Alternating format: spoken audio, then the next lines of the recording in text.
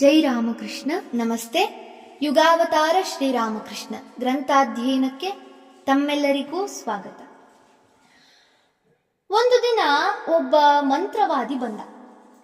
ಮಂತ್ರ ಹಾಕಿದ ಬತ್ತೆಯನ್ನು ಸುಟ್ಟು ನನ್ನ ಮೂಗಿಗಿಟ್ಟು ಮೂಸುವಂತೆ ಹೇಳಿದ. ನಿಜವಾಗಿಯೂ ಭೂತ ಹಿಡಿದಿದ್ದರೆ ಅದು ಬಿಟ್ಟು ಹೋಗುತ್ತದೆ ಎಂದ. ನಾನು ಮೂಸಿ ನೋಡಿದೆ, ಆದರೆ ಏನೇನೂ ಪ್ರಯೋಜನವಾಗಲಿಲ್ಲ. ಬಳಿಕ ಬೇರೆ ಕೆಲವು ಪ್ರಸಿದ್ಧ ಮಂತ್ರವಾದಿಗಳನ್ನು ಕರೆಸಿದರು.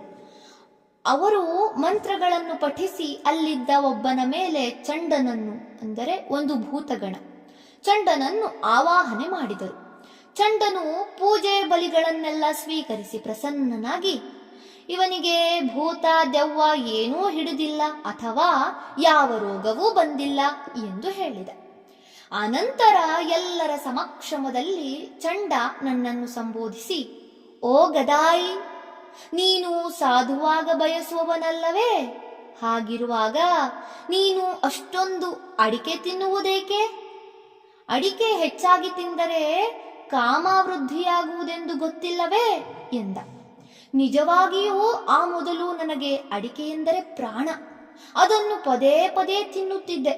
ಚಂಡನ ಮಾತು ಕೇಳಿದಾಗಿನಿಂದ ಅಷ್ಟೊಂದು ಅಡಿಕೆ ತಿನ್ನುವುದನ್ನು ಬಿಟ್ಟು ಬಿಟ್ಟೆ.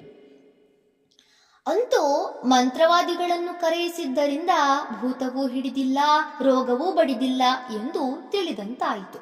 ಆದರೆ ಇದರಿಂದ ಸಮಸ್ಯೆ ಇನ್ನೂ ಜಟಿಲವಾಯಿತು ಅಷ್ಟೆ. ಎಲ್ಲವೂ ಸರಿಯಾಗಿದೆ ಎಂದ ಮೇಲೆ ಗದಾಧರನ ವರ್ತನೆ ಮಾತ್ರ ಅಷ್ಟೊಂದು ವಿಚಿತ್ರವೇಕೆ?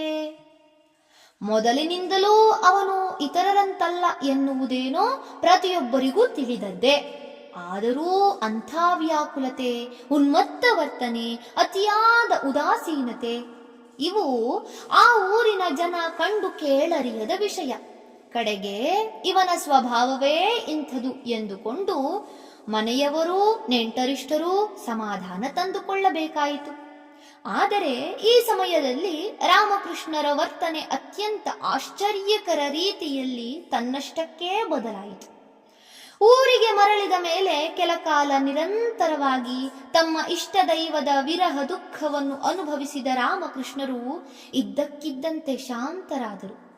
ಅವರ ರೋದನ, ಉದ್ವೇಗಯುತ ಮುಖಭಾವ, ಅಮ್ಮ ಅಮ್ಮ ಎಂದು ಕೂಗುವುದು ಇವೆಲ್ಲ ನಿಂತು ಹೋಯಿತು.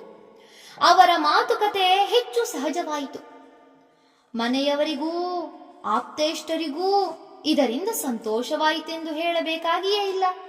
ಆದರೆ ರಾಮಕೃಷ್ಣರ ಸ್ವಭಾವದಲ್ಲಿ ಬೇರೊಂದು ಬಗೆಯ ತಿರುವು ಕಾಣಿಸಿಕೊಂಡಿತು.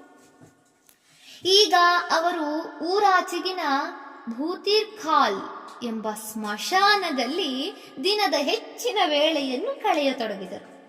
ಸ್ಮಶಾನವೆಂದರೆ ಯಾವಾಗಲೂ ನಿರ್ಜನ ಪ್ರದೇಶವೇ. ಬದುಕಿರುವವರಿಗೆ ಅಲ್ಲಿ ಹೆಚ್ಚೇನೂ ಕೆಲಸವಿರುವುದಿಲ್ಲ. ಅಲ್ಲದೆ ಇವು ಪ್ರೇತ ಪಿಶಾಚಿಗಳ ಆವಾಸ ಸ್ಥಾನವೆಂಬ ನಂಬಿಕೆ ಇರುವುದರಿಂದ ಜನ ಸಾಧ್ಯವಾದಷ್ಟು ಅಲ್ಲಿಂದ ದೂರವೇ ಇರುತ್ತಾರೆ. ಆದರೆ ಸ್ಮಶಾನಗಳು ನಿರ್ಜನ ಹಾಗೂ ಶಾಂತ ಎಂಬ ಕಾರಣಕ್ಕಾಗಿಯೇ ಅವು ವಿರಾಗಿಗಳಿಗೆ, ಸಾಧಕರಿಗೆ, ಅದರಲ್ಲೂ ತಾಂತ್ರಿಕ ಸಾಧಕರಿಗೆ ಬಹುಪ್ರಿಯವಾದವು. ಅಲ್ಲದೆ ಅವು ಜಗತ್ತಿನ ಹಾಗೂ ಸಕಲ ಸುಖ ಭೋಗಗಳ ನಶ್ವರತೆಗಳ ಪ್ರತೀಕವಾದ್ದರಿಂದ ಜಪ ತಪ ಧ್ಯಾನಗಳಿಗೆ ಹೆಚ್ಚು ಸಹಾಯಕಾರಿ. ಆದ್ದರಿಂದ ಶ್ರೀರಾಮಕೃಷ್ಣರು ಎಲ್ಲರ ಸಂಗವನ್ನೂ ವರ್ಜಿಸಿ ಇಡೀ ಬೆಳಗ್ಗೆ ಹಾಗೂ ರಾತ್ರಿಯ ಹೆಚ್ಚಿನ ಸಮಯ ಸ್ಮಶಾನದಲ್ಲೇ ಇರತೊಡಗಿದರು. ಅಲ್ಲಿ ಅವರು ಪೂಜೆ, ಧ್ಯಾನ, ಜಪಗಳಲ್ಲಿ ಮುಳುಗಿ ಹೋಗುತ್ತಿದ್ದರು. ರಾಮಕೃಷ್ಣರನ್ನು ಸೂಕ್ಷ್ಮವಾಗಿ ಗಮನಿಸುತ್ತಿದ್ದ ಅವರ ಬಂಧುಗಳು ಅವರಲ್ಲಿ ಆಗಾಗ ಕೆಲವು ಅತೀಂದ್ರಿಯ ಶಕ್ತಿಗಳು ವ್ಯಕ್ತಗೊಳ್ಳುವುದನ್ನು ಗುರುತಿಸಿದರು.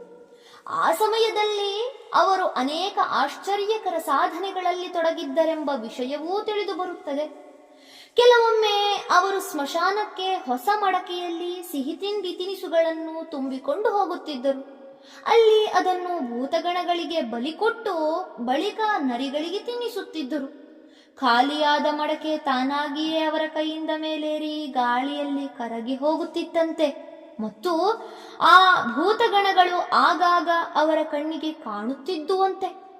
ನಿಜಕ್ಕೂ ರಾಮಕೃಷ್ಣರು ಇಂತಹ ಇನ್ನೂ ಎಷ್ಟೆಷ್ಟು ಸಾಧನೆಗಳನ್ನು ಮಾಡಿದರೋ, ಎಷ್ಟೆಷ್ಟು ದರ್ಶನಗಳನ್ನು ಪಡೆದುಕೊಂಡರೋ ಬಲ್ಲವರಾರು. ಮಧ್ಯರಾತ್ರಿಯ ವೇಳೆಯಾದರೂ ರಾಮಕೃಷ್ಣರು ಮನೆಗೆ ಹಿಂದಿರುಗದಿದ್ದರೆ ರಾಮೇಶ್ವರ ಅವರನ್ನು ಹುಡುಕಿಕೊಂಡು ಬರುತ್ತಿದ್ದ. ಸ್ಮಶಾನದ ಬಳಿಗೆ ಬಂದು ಗದಾಯ್, ಓ ಗದಾಯ್ ಎಂದು ಕೂಗುತ್ತಿದ್ದ. ಆಗ ಅವರು ಅಲ್ಲಿಂದಲೇ ಗಟ್ಟಿಯಾಗಿ, ಬಂದೆ ಅಣ್ಣ, ಈಗಲೇ ಬಂದೆ, ನೀನು ಸ್ವಲ್ಪ ಅಲ್ಲೇ ಇರು, ಇತ್ತ ಕಡೆ ಬಂದರೆ ನಿನಗೆ ತೊಂದರೆಯಾದೀತು ಎಂದು ಉತ್ತರಿಸುತ್ತಿದ್ದರು. ಈ ಅವಧಿಯಲ್ಲಿ ರಾಮಕೃಷ್ಣರು ಆ ಸ್ಮಶಾನದಲ್ಲಿ ತಮ್ಮ ಕೈಯಾರೆ ಒಂದು ಬಿಲ್ವ ವೃಕ್ಷದ ಸಸಿಯನ್ನು ನೆಟ್ಟರು. ಅವರು ಧ್ಯಾನ ಜಪಗಳನ್ನು ಮಾಡುತ್ತಿದ್ದುದು ಒಂದು ಅಶ್ವತ್ಥ ವೃಕ್ಷದ ಬುಡದಲ್ಲಿ. ಈ ದಿನಗಳಲ್ಲಾದ ವಿವಿಧ ಅನುಭವಗಳಿಂದಾಗಿ ಅವರ ಮನಸ್ಸು ಸ್ವಲ್ಪ ಶಾಂತವಾಯಿತು.